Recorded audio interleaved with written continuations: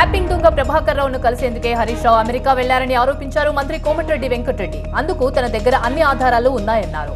ప్రభాకర్ రావును కలవలేదని హరీష్ రావు ప్రమాణం చేస్తారా అని ప్రశ్నించారు. తాను దేనికైనా సిద్ధమే అన్నారు మంత్రి కోమటిరెడ్డి.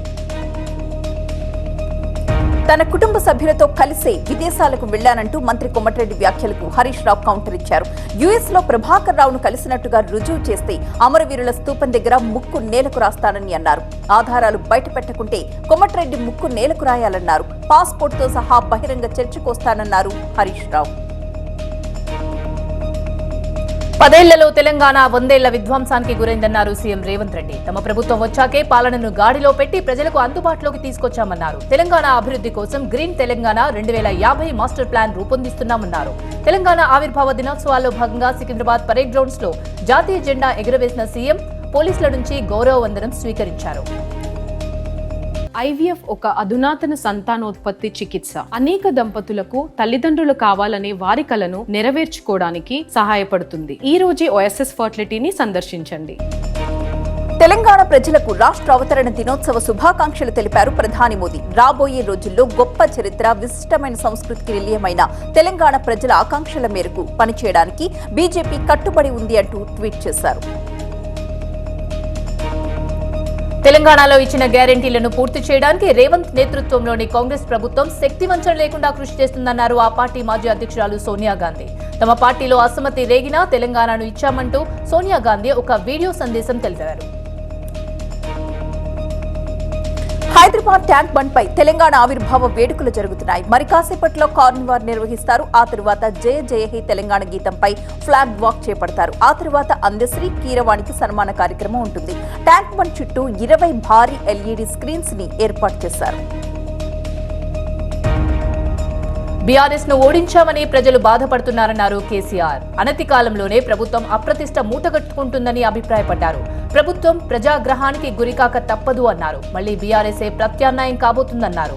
తన చివరి శ్వాస వరకు తెలంగాణ కోసం పరితపిస్తానని, తెలంగాణ ప్రజల కోసం ఎందాకైనా పోరాడతానన్నారు కేసీఆర్. తెలంగాణపై కేసీఆర్ కు ప్రేమ లేదు అన్నారు మంత్రి కోమటిరెడ్డి వెంకటరెడ్డి. పదవి పోయిందని బాధలో కేసీఆర్ ఉన్నారని సానుభూతి వ్యక్తం చేశారు. దీక్షల పేరుతో కేసీఆర్ ఇంకా మోసం చేస్తున్నారని ఆరోపించారు. ఎల్లుండితో బీఆర్ఎస్ మూతపడుతుందన్నారు కోమటిరెడ్డి. తెలంగాణ వచ్చి 10 ఏళ్లైనా ప్రజల ఆకాంక్షలు నెరవేరలేదన్నారు బీజేపీ నేత బండి సంజయ్. బీఆర్ఎస్ అడుగుజాడల్లోనే కాంగ్రెస్ పాలన సాగుతుందన్నారు. 6 గ్యారెంటీల అమలును ప్రభుత్వం తుంగలో తొక్కిందని విమర్శించారు. 2 రాష్ట్రాలు ఏర్పడి నేటికి 10 ఏళ్లు అయిందన్నారు చంద్రబాబు. రాష్ట్రాలు రెండైనా తెలుగు ప్రజలంతా ఒక్కటే అని, 10 కోట్ల తెలుగు జాతి మేటిగా వెలగాలన్నదే తన ఆకాంక్ష అన్నారు బాబు. ఎగ్జిట్ పోల్స్ పెద్ద గోల్మాల్, గ్యాంబ్లింగ్ లా మారాయన్నారు కేసీఆర్. ఒక సర్వేలో బీఆర్ఎస్ కు 11 సీట్లు వస్తాయంటున్నారని, ఇంకో సర్వేలో ఒకటే వస్తుందని అంటున్నారని వెల్లడించారు. ఫలితాలు ఎలా ఉన్నా తెలంగాణకు రక్షణ కవచం బీఆర్ఎస్ అన్నారు కేసీఆర్. ఎగ్జిట్ పోల్స్ లో ఇచ్చిన సీట్ల కంటే ఎక్కువ సీట్లు తమకు ఎగ్జాక్ట్ పోల్స్ లో వస్తాయన్నారు బీజేపీ ఎంపీ లక్ష్మణ్. తెలంగాణలో డబుల్ డిజిట్ ఫిగర్ దాటుతామన్న ధీమా వ్యక్తం చేశారు. ఎన్డీఏకి 400 సీట్లు దాటుతాయని ఆయన స్పష్టం చేశారు. ఎగ్జిట్ పోల్స్ గందరగోళంగా ఉన్నాయన్నారు సజ్జల రామకృష్ణారెడ్డి. లోకల్ సర్వేలు తమకు పాజిటివ్ గా ఉన్నాయని, జాతీయ సంస్థల సర్వేలు బీజేపీకి అనుకూలంగా ఉన్నాయని అభిప్రాయపడ్డారు. ఫలితాల రోజు సంబరాలు చేసుకోవడానికి వైసీపీ శ్రేణులు సిద్ధంగా ఉండాలన్నారు సజ్జల. సర్వేలు వైసీపీ గెలుస్తుందని స్పష్టం చేశాయన్నారు వైవి సుబ్బారెడ్డి. ఈసీని అడ్డు పెట్టుకుని కూటమి తుఫాన్ సునామీలు సృష్టించే ప్రయత్నం చేస్తోందని ఆరోపించారు. వైసీపీ విజయం ఖాయమన్నారు వైవి. వైసీపీ మళ్లీ అధికారంలోకి వస్తుందన్నారు ఎమ్మెల్యే వెల్లంపల్లి శ్రీనివాస్. విశాఖలో జగన్ ప్రమాణ స్వీకారం చేస్తారన్నారు.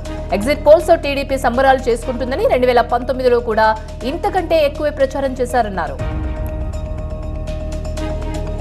కౌంటింగ్ రోజు అల్లర్లకు కొంతమంది కుట్రలు చేస్తున్నారని నాదెండ్ల మనోహర్ అన్నారు. అల్లరి మూకల దౌర్జన్యాల్ని ప్రతి పౌరుడు అడ్డుకుని తిప్పికొట్టాలన్నారు. ప్రజా తీర్పు ఎలా ఉన్నా పార్టీలకు అతీతంగా శిరసా వహించాలని సూచించారు. ఘర్షణలకు పాల్పడే వారిపై అధికారులు ఉక్కుపాదం మోపాలన్నారు నాదెండ్ల. మరోసారి జగన్ సీఎం కావడం ఖాయమన్నారు మంత్రి రోజా. సంక్షేమానికి, అభివృద్ధికి పట్టం కట్టడాన్ని ప్రజలు సిద్ధంగా ఉన్నారన్నారు.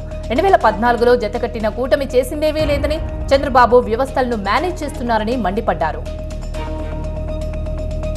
ఏపీలో కూటమి అధికారంలోకి వస్తుందన్న ధీమా వ్యక్తం చేశారు బీజేపీ నేత సీఎం రమేష్. వైసీపీ అధికారం నిలబెట్టుకుంటుందని సర్వే అంచనాలు వెల్లడించిన ఆరామస్థానికి ఆ సర్వే చేయడానికి డబ్బులు ఎవరిచ్చారో కూడా చెప్పాలన్నారు. ఆరామస్థాన్ పోస్ట్ పోల్ సర్వేపై టీడీపీ నేత బుద్దా వెంకన్న మండిపడ్డారు. సీఎం జగన్ ఆరామస్థాన్తో సర్వే చేయించారని విమర్శించారు. వైసీపీ అధికారంలోకి వస్తే తాను నాలుక కోసుకుంటానని, కూటమి అధికారంలోకి వస్తే ఆరామస్థాన్ నాలుక కోసుకుంటారా అని ప్రశ్నించారు. జాతీయ స్థాయిలో క్రెడిబిలిటీ ఉన్న సంస్థలన్నీ ఏపీలో కూటమిదే విజయం అని చెప్పాయని అన్నారు టీడీపీ నేత బోండా ఉమా. జిల్లాల వారీగా, అభ్యర్థుల వారీగా ఎక్కడ ఎవరు గెలవబోతున్నారు అనేది తమ దగ్గర సమాచారం ఉందన్నారు. ఇక 21 సంస్థలు ఎగ్జిట్ పోల్స్ రిలీజ్ చేస్తే 18 సంస్థలు ఏపీలో ఎన్డీఏ కూటమి అధికారంలోకి రాబోతోందని చెప్పాయని అన్నారు టీడీపీ నేత కేశినేని చిన్ని. కౌంటింగ్ ప్రక్రియపై ఏపీ సీఈఓ మీనా కీలక సమావేశం నిర్వహించారు. జిల్లాలోని ఎన్నికల అధికారులతో వీడియో కాన్ఫరెన్స్ నిర్వహించారు. ఖచ్చితమైన ఫలితాలను త్వరగా ప్రకటించాలని దిశానిర్దేశం చేశారు. రౌండ్ల వారీగా ఎప్పటికప్పుడు ఆన్లైన్లో అప్డేట్ చేయాలన్నారు మీనా. మహబూబ్ నగర్ స్థానిక సంస్థల ఎన్నికల్లో సాంకేతికంగా బీఆర్ఎస్ గెలిచిన నైతికంగా విజయం కాంగ్రెస్ దే అన్నారు మంత్రి జూపల్లి. కేసీఆర్ లాగా తాము కొనుగోళ్లకు పాల్పడి ఉంటే ఎమ్మెల్సీ ఎన్నికల్లో 100% గెలిచేవాళ్లమన్నారు. ప్రభుత్వంపై వ్యతిరేకత ప్రారంభమైంది అన్న కేటీఆర్ కి కౌంటర్ ఇచ్చారు జూపల్లి. ప్రజలు ఎవరి వైపు ఉన్నారు అనేది 48 గంటల్లో తేలిపోతుందన్నారు. తెలంగాణ ఉద్యమంలో అమరుడైన కానిస్టేబుల్ కృష్ణయ్య కూతురు చదువుకు కేసీఆర్ సాయం చేశారు. కృష్ణయ్య కూతుర్ని ఎంబీబీఎస్ చదివించిన కేసీఆర్ పీజీ కోర్సు కూడా ఆర్థిక సాయం చేశారు. సత్తెనపల్లి నియోజకవర్గంలోని రాజుపాలెం మండలం బ్రాహ్మణపల్లి గ్రామంలో పెట్రోల్ బాంబులు దొరికాయి. పోలీసులు పెట్రోల్ బాంబులకు సంబంధించిన పెట్రోల్తో పాటు 18 సీసాలను స్వాధీనం చేసుకున్నారు. గత నెల 13న ఎన్నికల విధుల్లో అలసత్వం వహించినందుకు చిత్తూరు జిల్లా గుడిపాల ఎస్ఐ శ్రీనివాసరావుని సస్పెండ్ చేసింది ఎలక్షన్ కమిషన్. పోలింగ్ రోజు మండి కృష్ణపురంలో వ్యక్తిపై హత్యాయత్నం ఘటనపై ఈసీ సీరియస్ అయింది. రంగారెడ్డి జిల్లా షాద్నగర్ లో ఓ ఫర్నిచర్ షాప్ లో అగ్ని ప్రమాదం జరిగింది. మంటలు చెలరేగి షాప్ లోని ఫర్నిచర్ మొత్తం అగ్నికి ఆహుతైంది. సమాచారం అందుకున్న ఫైర్ సిబ్బంది మంటల్ని అదుపు చేశారు. టీవీ9 అండ్ క్యాబ్ సంయుక్తంగా నిర్వహిస్తున్న టీవీ9 ఎడ్యుకేషన్ ఫెయిర్ కి భారీ స్పందన వస్తోంది. హైదరాబాద్ హైటెక్స్ లో జరుగుతున్న టీవీ9 ఎడ్యుకేషన్ సమిట్ కు వేలాది మంది విద్యార్థులు, తల్లిదండ్రులు తరలి వస్తున్నారు. టీవీ9 పిలుపుతో 100కు పైగా కాలేజీలు, యూనివర్సిటీల నిర్వాహకులు, ప్రొఫెసర్లు వేలాది మందికి ఉచిత సలహాలు, సూచనలు ఇస్తున్నారు. తిరుమల శ్రీవారి దర్శనానికి భక్తులు పోటెత్తారు. స్వామివారి సర్వదర్శనానికి 20 నుంచి 24 గంటల సమయం పడుతోంది. కంపార్ట్మెంట్స్ అన్ని భక్తులతో కిక్కిరిశాయి. శిలాతోరణం వరకు భక్తులు బారులు తీరారు. యాదగిరిగుట్ట కొండపై ప్లాస్టిక్ నిర్మూలనకు పిలుపునిస్తూ భారీ ర్యాలీ చేశారు ఉద్యోగులు. ప్లాస్టిక్ ని నిషేధిద్దాం, పర్యావరణాన్ని కాపాడుకుందాం అన్న నినాదంతో భక్తులకు అవగాహన కల్పించారు.